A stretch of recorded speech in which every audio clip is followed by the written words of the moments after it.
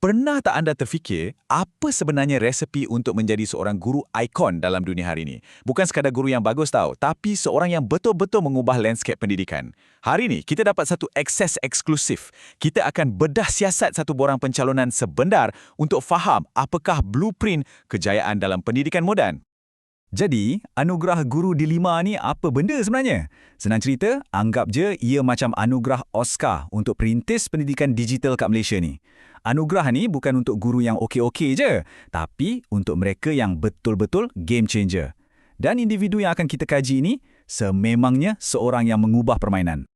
Sumber kita hari ini, ini yang best. Satu borang pencalonan yang sebenar untuk seorang calon hebat bernama Madeline Pite. Inilah peluang kita untuk tengok dengan jelas apa yang membezakan seorang guru yang luar biasa daripada yang lain. Jom kita selami. Setiap hero ada origin story dia kan? Sebelum kita masuk bab pencapaian teknologi tinggi semua tu, jom kita tengok dulu asas yang dibina oleh Cikgu Madeline. Di sinilah titik tolak perjalanan beliau dari seorang guru yang berdedikasi kepada seorang pemimpin digital. Okey, jom kita tengok biodata ringkas beliau. Madeline Pite, umur 55 tahun, dari Sarawak dan dah mula berkhidmat sejak tahun 1998 lagi.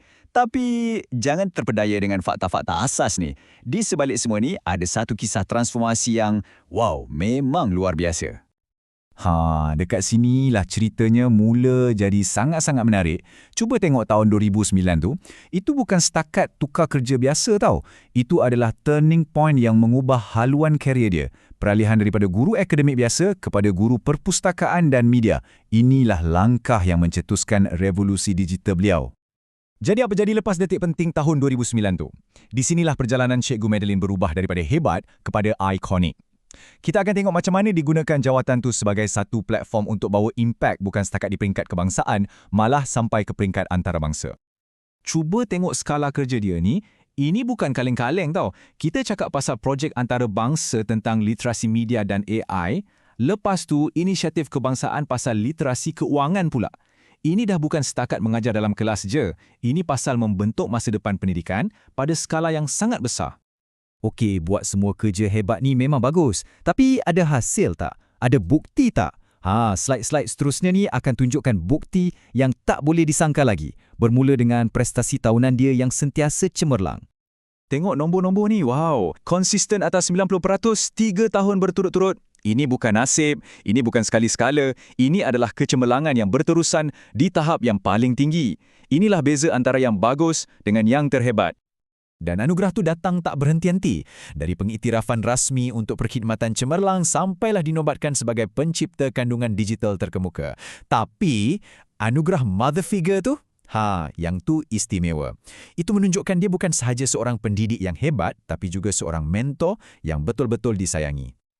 Okey, sekarang kita sampai ke bahagian paling penting dalam mana-mana pencalonan, faktor wow. Di sinilah calon kena bentangkan hujah dia dengan ayat dia sendiri, kenapa dia betul-betul luar biasa. Inilah momen penentuannya. Jadi, lepas kita tengok semua ni, apa agaknya faktor wow Cikgu Madeline ni? Apa satu benda yang buat dia betul-betul menonjol? Cuba teka, jom kita tengok. Betul ke tak? Dan inilah dia, boom! Ayat ni mengubah segala-galanya. Dia bukan sekadar pengguna teknologi, dialah pemacunya. Dia bukan hanya ambil bahagian dalam ekosistem tu, dia yang membinanya untuk sekolah dia. Nampak tak beza tu?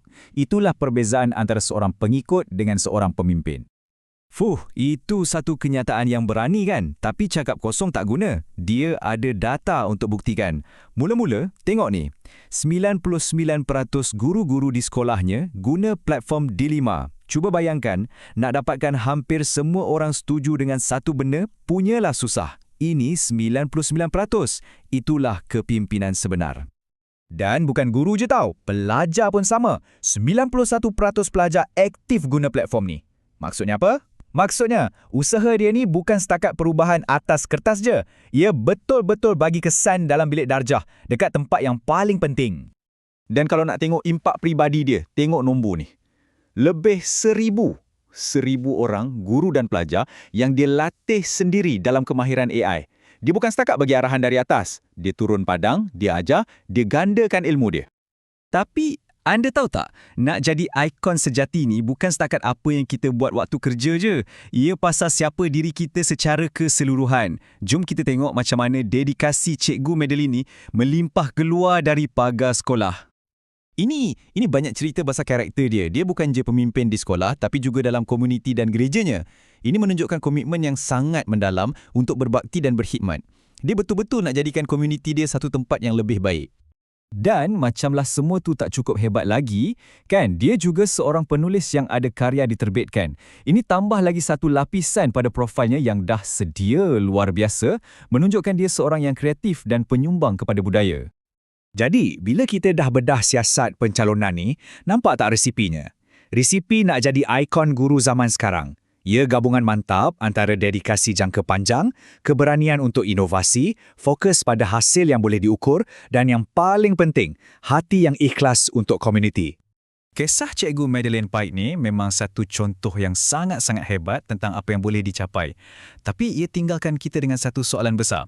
Dalam zaman AI dan perubahan digital yang begitu pantas ni, apakah sebenarnya definisi baharu seorang guru yang hebat? Apa yang diperlukan untuk jadi seorang ikon dalam pendidikan masa hadapan?